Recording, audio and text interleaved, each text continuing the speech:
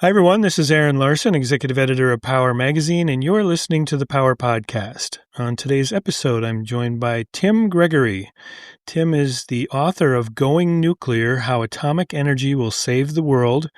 And he also wrote an earlier book called Meteorite: The Stones from Outer Space That Made Our World. So, Tim, thank you for coming on the program. I know your most recent book, Going Nuclear, is released on August 5th. Can you talk a little bit about yourself and your background and kind of what led you to this book? Yeah, for sure. So thanks so much for the invitation. It's so cool to be finally speaking to people because I've been writing this book and working on it for the best part of 3 years now.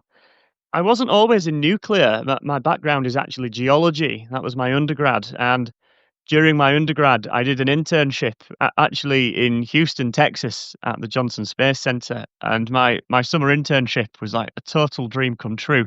I had to measure the chemistry and look at the geology of a meteorite that was found in Antarctica in 1994. And that was really when I got a taste for the lab. As an undergraduate, I didn't really spend much time in the lab, to be honest, and I got a real taste for particularly the analytical instruments that we use to study samples, whether they be electron microscopes or mass spectrometers, that kind of thing. And that led me to do my PhD in isotope cosmochemistry, where I measured the age of the solar system using radioactive dating. And that's where I say that I learned my trade as an analyst during my PhD, because it turns out that the tools of science we use to measure the composition of meteorites are often exactly the same tools of science that we use to measure the composition of nuclear materials, which is what I do for my job now. And it's what I've been doing for the last 5 years at Sellafield, which is the biggest nuclear site in the UK. I work in the lab measuring the composition of all sorts of interesting nuclear materials, from nuclear fuels all the way over to nuclear medicines, and even sometimes the types of materials that will fly in space to power spacecraft. So I'm very lucky that I get to work across the full remit of nuclear science. Can you talk a little bit about the takeaways from your book? What makes you feel that going nuclear is the right path for the UK and the world? Yeah, so there are a few different reasons why I wrote this book. The first one is that energy is absolutely fundamental to the flourishing of society and for human well-being and for prosperity and all of the things that we value in life. And you cannot have economic development without energy. You cannot sustain the sorts of lifestyles that we enjoy in the developed world without energy. And we're not going to be able to eliminate the appalling amounts of poverty that still exist in the world without energy. However, historically, that energy has come at a cost, namely cost to human health, particularly with air pollution from fossil fuels, but also the natural environment, whether it be mining, water pollution, or the big obvious one, climate change with carbon emissions. And so, how we provide the energy that the world needs whilst reducing our footprint on the natural environment is one of the defining challenges of the 21st century. And it's my view, and also encouraging the view of lots of other people, and I think increasingly so, that nuclear power has to be a major part of that solution. Because when you solve the energy problem, you solve the economic problem, you solve the humanitarian problem, and crucially, you solve the environmental problem too. And so it's my hope that by writing this book and by people reading it or listening to the audiobook perhaps, that they maybe think twice about nuclear power if they've got some nervousness about it, and see it not kind of as a last resort, but as a really, really good thing for humanity and the future of the natural environment too. In chapter 4, you say net zero is impossible without nuclear power. And I know there are a lot of people out there that think renewables are the answer and that we've got to have more and more renewables. But why do you feel it's impossible to get to net zero without nuclear? I think that claiming renewables on their own are enough to replace fossil fuels is underestimating the challenge of achieving net zero. Fossil fuels have basically defined the world order for the last couple of centuries, and to think that we can replace them with wind power and solar power, which are fundamentally tied to the whims of the weather and the rotation of the planet in the case of solar, is really underestimating the scale of the challenge. We need power that comes in enormous quantities, exactly where we need it and when we need it. And I don't want to live in a world without solar panels or wind turbines, but to think that they can do it on their own, I think is honestly naive. We need something that's reliable to compensate for the intermittence of renewables, and nuclear power would be absolutely perfect for that. And I know you touch on nuclear waste also, and there are a lot of people that worry about the waste that's generated from nuclear Yeah. energy. Can you talk a little bit about that and maybe ways that people may not know to basically mitigate waste and account for it and control it adequately? Yeah, for sure. It's so interesting. And, I only planned on writing one chapter on nuclear waste in this book, but I ended up writing two because it's so interesting. And actually, it opened my eyes a lot in some respects, writing this book when it comes to nuclear waste. So the first thing to say about nuclear waste, we need to put this in context. How much waste are we talking about? Well, there's this amazing statistic, and it's true. It's one of these lovely calculations you can kind of do on the back of an envelope, where if you generated all of your power for your entire lifetime using only nuclear. Okay, so no fossil fuels, no renewables, just nuclear. The amount of nuclear waste that you would generate would barely fill a wine glass. It's about the same size as a small coffee cup. And so it's really, really not that much waste that we're talking about per person.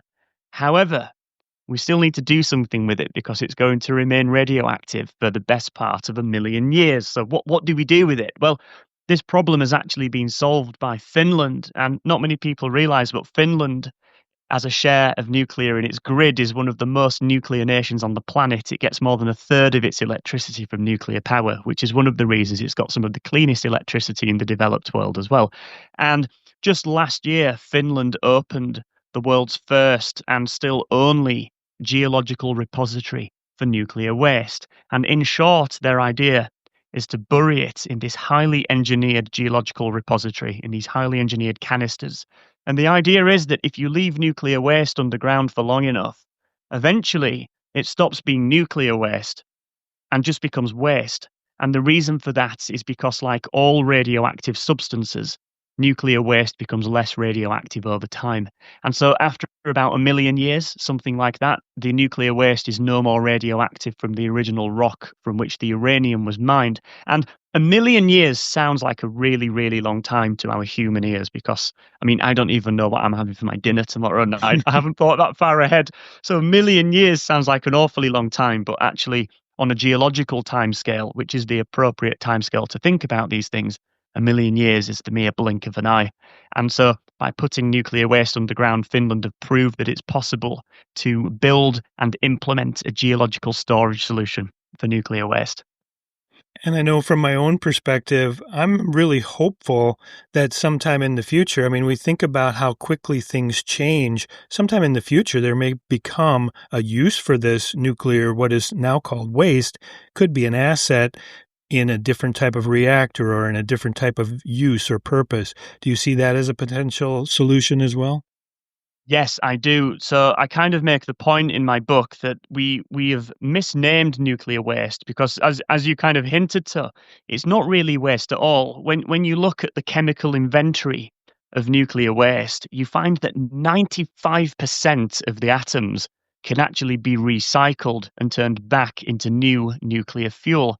And so by disposing of nuclear waste underground, which is one way of doing it, and I applaud Finland for implementing such an ambitious policy and actually getting it off the ground. But by throwing away nuclear waste wholesale, we're actually throwing away enormous quantities of nuclear power. And so, one of the countries that already sort of takes advantage of this technology is France. France famously is, as a percentage, the most nuclear nation on the planet. It gets two-thirds of its electricity from nuclear. It partially recycles its nuclear waste. It actually chemically extracts the plutonium, which as a percentage is about 1% of nuclear waste. And the cool thing about plutonium is that you can actually burn it in a nuclear reactor. You can use it to generate power. And France has been doing that for decades and they've made it economical. And so not only do you get more megawatt hours of electricity from every bit of nuclear fuel that you dig from the ground, but you also get rid of your plutonium, which is the long lived component of nuclear waste. And so not only is it more environmentally friendly, it makes it much easier to dispose of because you only have to dispose of it for maybe a few centuries, maybe a couple of thousand years, rather than a million years, as you would if you disposed of it wholesale. Another chapter that you have in your book talks about Chernobyl. What do you want people to know about that reactor and the incident that happened there in the Ukraine? Okay, so the important thing to realize is the long-term consequences of Chernobyl when it came to nuclear power expansion in Europe and in fact the rest of the world. Europe built more nuclear reactors in the 5 years leading up to Chernobyl than it has built since. And so it's really, really no exaggeration to say that Chernobyl ended nuclear power expansion in Europe in 1986.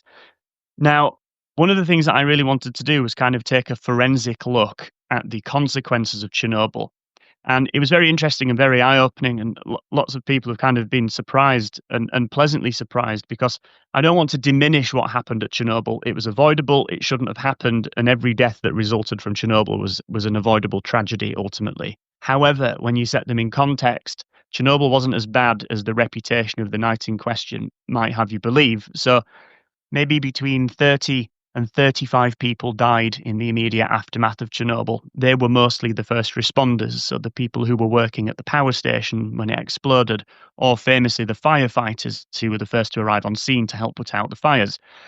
And when you look at the wider deaths in the wider population that happened over the following years and decades, the only type of cancer of which there was a measurable increase in the incidence of was thyroid cancer. And the reason for that is because in the fallout from Chernobyl, there was a radioactive isotope of an element called iodine, which maybe many listeners will be familiar with because you often take it as a health supplement. Well, this radioactive iodine in the fallout from Chernobyl made its way into the thyroids of the people who were exposed to the fallout. And amongst the people who were children and adolescents at the time, there is an increased rate of thyroid cancer amongst that population. But when you combine that increased rate of thyroid cancer with the survival rates for thyroid cancer, which thankfully are very, very good, they're almost 100%. It's like way up in the high 90s. We can predict that it's something like a couple of hundred, two, three, 400 people probably will die eventually of thyroid cancer from Chernobyl. And so, when we talk about the event that basically ended nuclear power expansion in Europe, not as many people died as the terrible reputation of the night in question. And in fact, when you look at the entire history of nuclear power on Earth, you find that fewer people have died of nuclear power ever than die every couple of hours of fossil fuels every single day. And so nuclear power isn't this kind of reckless, irresponsible, dangerous technology. It turns out that when you look at the data with a cool, sober head, splitting atoms in nuclear power stations is one of the safest things our species does, and it's far safer than setting things on fire. Very interesting. Another chapter that kind of caught my attention was titled Radiophobia. Can you talk a little bit about that and what that term means? Yeah, sure. Lots of people have asked if I coined the term radiophobia, and I always have to disappoint them and say, no, I didn't. But I hope to do my bit to popularize it. And radiophobia, in short, is something that lots of people feel, which is this fear of radiation. And it's no wonder that people feel this because radiation is used all the time in popular culture to signify fear and trepidation and this insidious phenomena that's just kind of there in the background, silent. It has no smell. You can't hear radiation. It's used as a specter of fear in video games, in movies, in TV shows, in songs, and I think this is one of the reasons why people are perhaps quite scared of nuclear power, or at least have this gut reaction, this kind of instinctive knee-jerk reaction against nuclear power because of radiation. And the truth is that we're all exposed to radiation all the time naturally, mostly from the rocks beneath our feet, which contain trace amounts of radioactive substances, and cosmic rays as well, which are coming from space all the time and hitting our bodies. And when you look at the amount of extra radiation that you receive as a consequence of nuclear power, it basically doesn't register. It's barely anything. And so there's this amazing statistic that if you live within a couple of miles of a nuclear power station, the amount of extra radiation that you're exposed to every year is about the same as eating a single banana. And bananas are made slightly radioactive naturally by the potassium 40 that they contain. And so radiation is absolutely nothing to fear when it comes to nuclear power because it exposes people to barely any of it. What other misconceptions have you come across as you've been out talking to people and promoting your book? The safety one is probably the one that people ask me about the most. Another one that kind of surprises me that people ask me a lot about is kind of the environmental impacts of nuclear power, especially when it comes to carbon emissions. The UK, just a couple of weeks ago, announced that it's going to be building a new nuclear power station down in Suffolk, in the south of England. And lots of people have been pointing out how many tons of carbon dioxide are going to be emitted into the atmosphere as we build this power station. And they perhaps reasonably point out that the whole point of this is that we don't emit carbon dioxide. What are we doing? Building these massive nuclear power stations with all this steel, with all this concrete, with all these metals, with all these materials, all the diggers and the lorries that you need to construct these things. We're talking about millions and millions of tons of carbon dioxide to build a large nuclear power station. However, what we have to do with the carbon emissions from nuclear power is compare them to the amount of energy that we get from nuclear power. And when you compare the amount of carbon dioxide that you get from a power source with the amount of energy you get from it, you find that nuclear power is about the most carbon free form of energy that you can possibly get. It's about on a par with wind power. And in fact, it's about 4 times less carbon intensive than solar power. And so far from being an agent of climate change and carbon emissions, nuclear power is one of the great mitigators of climate change. And I'm sure you're aware that, more than 30 countries have signed on to a proposal to triple nuclear power over the next 25 years. What will it take to actually make that a reality or make that happen? It's a really good question, and I guess most obviously it's going to take more nuclear power stations being built. And historically, nuclear power stations have really only been within reach of governments. So it's basically state build nuclear power stations. And the reason for that is because they're quite expensive pieces of kit. It costs billions to make a nuclear power station. However, I will also just caveat that by saying that those massive upfront costs are diluted over the many, many, many decades that nuclear reactors can operate for. So a lot of the reactors in Europe are more than 40 years old. In the US, some have just had their licenses extended up to 80 years, which is absolutely incredible that they last basically a human lifetime once built. And so those upfront costs are diluted over many, many decades. But nonetheless, it's generally been nation states that have embarked on nuclear power programs. But one of the cool things about setting off on a nuclear program in 2025 is that we have new technologies, namely these small modular reactors that people are getting really excited about. And as their name suggests, these small modular reactors are small and they're scalable. So there are some reactor designs, in fact, some of these have even been built and demonstrated, that would easily fit under a computer desk. They're tiny. The cores of these reactors are like the size of a shoebox, all the way up to reactors that would cover a couple of tennis courts worth of land. So it's scalable, but really the really crucial part of these small modular reactors is the modular part. And you can kind of think of them like the flat pack furniture of the nuclear world. The idea is that, 80, 90, 95% of the nuclear power station can be built on a factory line. It can be mass produced and then shipped to the site and clicked together with minimal fuss. Not only does this make them much faster to build, we're talking like 1 or 2 years, something like that, but it means that they can be mass produced. And nuclear power can finally tap into the economy of scale.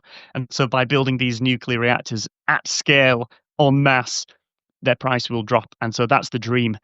However, I always try and temper people's expectations that no nation has yet achieved the dream of mass production for nuclear reactors. But if these pledges to triple the amount of nuclear power are going to be fulfilled, and if we're going to decarbonize these difficult to reach sectors such as the steel industry, the chemical plants, AI data centers, we're going to need these small modular reactors. And so I think it's just a matter of time before someone does that.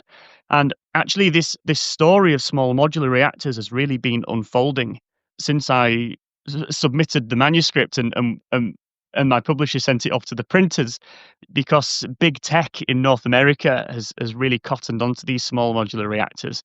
Meta, Google, Microsoft, and Amazon are all going to be using small modular reactors to power their data centers. And the advantage of them being small is that they can fit right next to the data center or even inside it. And the fact they're modular means that they can be built en masse and rolled across wherever these data centers are situated. And so this isn't just a kind of pipe dream. This is actually happening now in real time. And so it's been very, very encouraging watching that unfold since the book was sent to the printers. So maybe I'll write a new foreword for the paperback. Yeah, no, it is amazing how quickly things change. I think it's only going to change more quickly in the future because we're going to start seeing AI helping improve designs, I think, and improve schedules and improve the way that these systems are put together and things. So I'm very excited about where this could go. Yeah, me too. Is there any sort of policy or regulation that you came across that you feel is hindering the development of nuclear power? Or is there something, that you would change going forward if you could to make it more achievable to see these plants come online more quickly? Yeah, for sure. It's someone should write a book on this. All of the regulation in nuclear power that's stopping the rollout of new power stations. But one of the biggest hurdles that is close to my heart, and I guess is a large part of the reason I wrote this book, is the public acceptance of nuclear power. You know, it's my hope, and maybe I'm being naive, but I don't think so. It's my hope that if there's strong support for nuclear power amongst the public, they're far more likely to elect politicians who will implement those wishes in society. And I think we're actually seeing that happening already. And so here in the UK, it's very, very encouraging that more than half of people in the UK either strongly support or tend to support nuclear power. Strong opposition to nuclear power, according to the latest poll, is actually below 10%. And as such, the two major political parties in the UK, that's the Labour Party, which is kind of our left leaning party, and the Conservative Party, which is our right leaning party, they both support the massive expansion of nuclear power, which is really, really nice, actually, that it's maybe something that both sides of the political spectrum can agree on. And I think that the reason that they both support it is because there's actually surprisingly widespread support for nuclear power amongst regular people in the UK. That's not true in every country, though. Famously, Germany is very anti-nuclear. There are a couple of other European countries. Australia is kind of going through the nuclear debate at the moment. And so it's my hope that, over the coming years, the coming 5, 10, 15, 20 years, if there's this slow, measured, enthusiastic campaign of public education and public awareness and raising people's aspirations a bit of what's possible with the energy transition, more and more regular people on the street will fall in favor of nuclear power. And then if the system is working right, our politics will follow. And so I actually think that's one of the biggest problems with nuclear power. But of course, overregulation probably is one as well. Mhm. No, I can agree with you in, coming from the U.S. perspective, it is a topic that both parties in our government also seem to support, whether you're on the Yeah, and right how or the great is left. that? I try and make the point kind of repeatedly in going nuclear that, you know, if your politics kind of has you more concerned with environmental stewardship and climate change and phasing out fossil fuels and getting rid of oil from the energy system, then nuclear power is for you. But then at the same time, if your politics has you perhaps more leaning towards economic growth and the economy and prosperity and all that kind of thing, then nuclear power is for you as well, because it provides the energy that enables that economic growth. And so is actually very, very encouraging to see that, at least in most countries, nuclear power is not a partisan issue, which is all too rare in the world these days, if you ask me. Mhm. And in looking at some of the promotional materials for your book, I saw a quote that Hannah Ritchie said there was lots to debate in your book. But do you really think there's a lot to debate? Is there anything controversial about your position?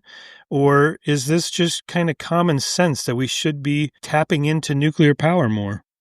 So one of the perhaps sharper points of debate around my book is the role of renewables. Okay, so some people think that I maybe didn't go hard enough on renewables. I should have given them much more of a harsher trial.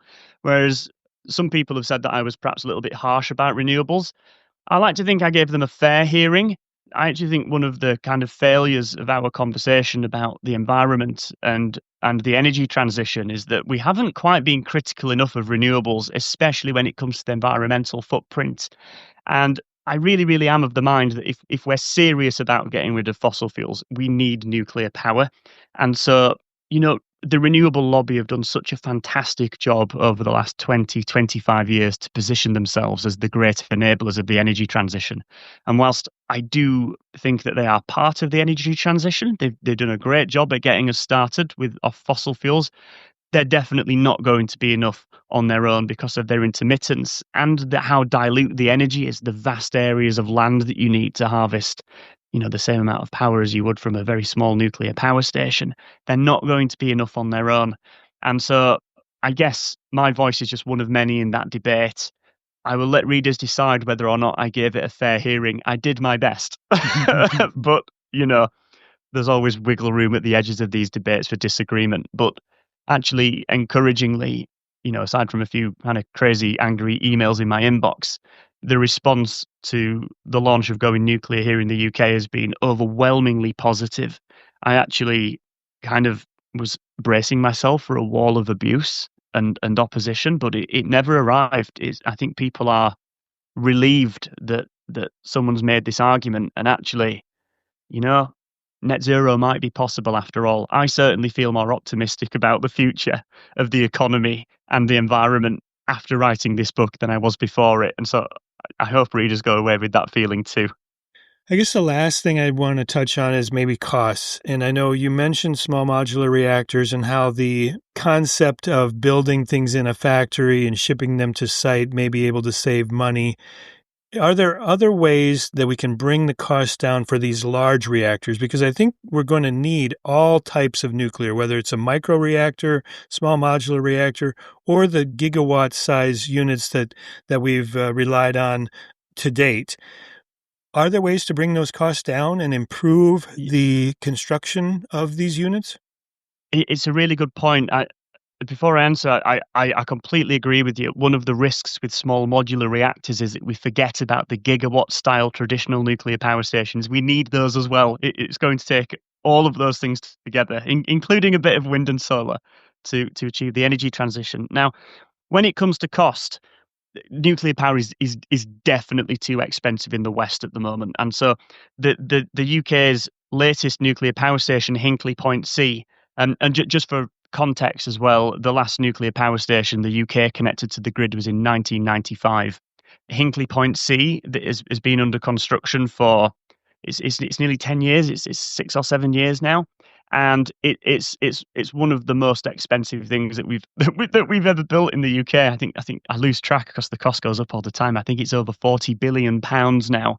And to be fair, there are two nuclear reactors inside that single power station, so it's massive. It's a 3.2 gigawatt nuclear power station, so it's absolutely enormous, but still it's very, very expensive. France had a similar experience with the nuclear reactor that it switched on in December. That was its first of the 21st century. And the new reactors that have just gone online in the US as well, they ran massively over budget.